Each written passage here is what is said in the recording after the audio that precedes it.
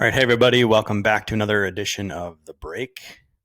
We're going to be talking about getting unstuck and the easiest way to do that. But first, a big thanks to our sponsors for helping me bring this newsletter and this video newsletter to you absolutely free. I know you all love watching me and all my different hats. I know that just makes your day. I'm so certain that makes your day. But ZipRecruiter helps us get this newsletter to you absolutely free. So we appreciate them. All right, so getting unstuck. I've got a secret. So I've been stuck more times than I care to remember. I've had weeks and months go by with no progress, and worse, not knowing what I should even do. It's a terrible feeling of helplessness. So I've been dedicating a lot of my time to thinking about momentum, how we start to change and how we build belief to deal with uncertainty in life, but particularly at work. That's what my Advantage Mapping program is all about, dealing with uncertainty and creating kind of a systematic, high odds approach to aligning who you are with what you do. I'd love for you to check that out if you get a chance. But when we don't know what to do, or we're paralyzed by the sheer number of choices we have, how do we begin to carve a path? Because if we stay there too long, we lose precious time, and worse, it can lead to full-blown depression. The good news is that there's always a place we can start right here and right now. All that we have to do is focus on 3 things every day to begin feeling better and making progress no matter where we are. It's called your life force. And I've made this the foundation of what I call my Unfuck Myself toolkit. It's kind of a funny name that I give to it, but it's a series of things that I need to do in order to start making progress, again, no matter how small. So I learned about this life force from a Netflix documentary of all places called Stutz by Jonah Hill. And I highly recommend watching it. So here's the life force pyramid. Your life force has 3 relationships that make up the foundation of how you view yourself. So working on each of these foundations every day is a way to build positive momentum and feel better about the future. It's structured as a pyramid with the bottom level giving you the most benefit in the shortest amount of time. So please note, this isn't necessarily the most impact, but rather the quickest path to feeling better so you can take the next action and the next action and start to build momentum. So level 1 is what I call move, but it's really the first layer to get you going, and and Stutz calls it the relationship with your physical body. So all that you have to do is get your body working better. He says this level takes up around 85% of the importance of the pyramid in order to feel better. So exercise, sleep, and eating good food, it's as simple as that. Why does this work? Beyond the science of endorphin release and neurotransmitter regulation and stress reduction, all of which are proven, treating your body right is the first leg of having respect for yourself and showing yourself that you're worthy of continued investment. Time, money, whatever it is.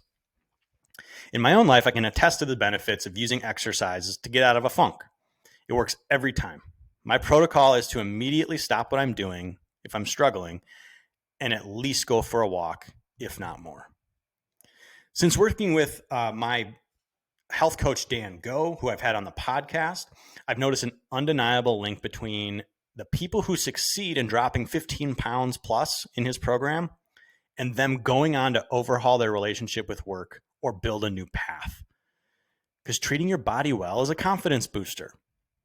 And once you tackle a challenge like that, you're ready to take on more challenges. So in Stutz, Jonah Hill talks about how exercise, diet, and sleep actually need to be positioned differently to the public, because right now there's such an emphasis on doing these things to physically look different, look better.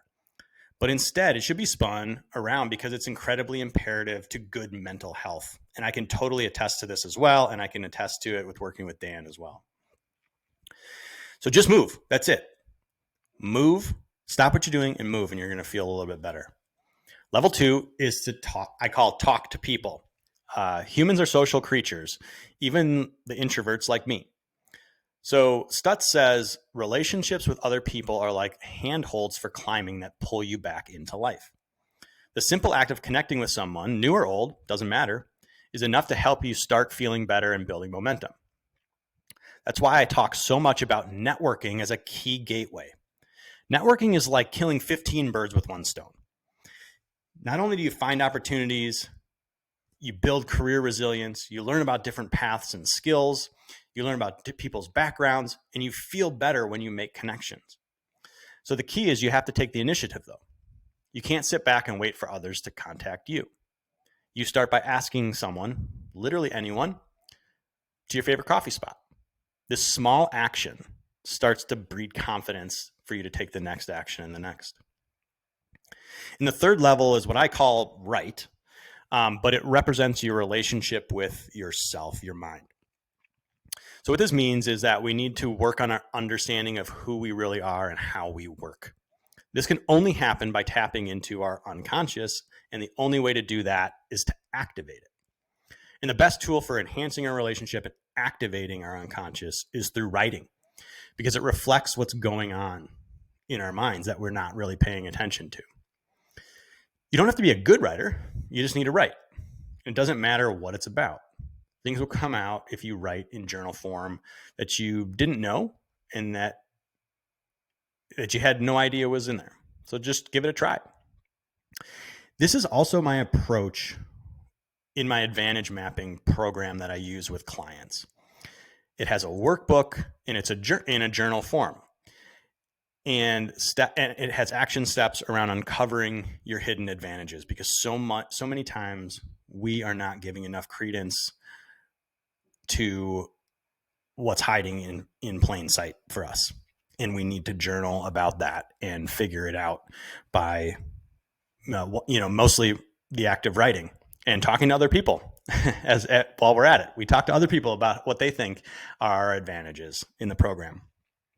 So journaling every day and just getting it all out there really does work, but you got to stick to it, and you got to decipher what's true and what's untrue that you're telling yourself. So those are the three levels. And what it comes down to is it's all a cycle.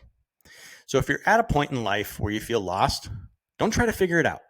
This is one of the most counterintuitive things that you can start to believe in. Okay, don't try to figure it out. Just let it go and simply work on your life force first. When you do this, you're starting from the most foundational aspects of you, a place where you are certain progress can be made because there's no downside. There's no level down to go. When you start with the problem, you can get all spun up. But when you're at the foundation, there's only positive progress. So this creates this base of momentum where you can continue little by little to take action and live with bigger and bigger consequences. So as Stutz says, the true winner is not the one who always makes the best decisions or looks the best. The winner is the one who works the cycle, who's willing to take the risk, who's willing to act with some amount of faith, and who eats the consequences. Even if the consequences are bad, then you start the cycle again. That's as good as it gets. True confidence is living in uncertainty and still continuing to move forward. So let's do what we can to always move forward this week. And I will see you again next week.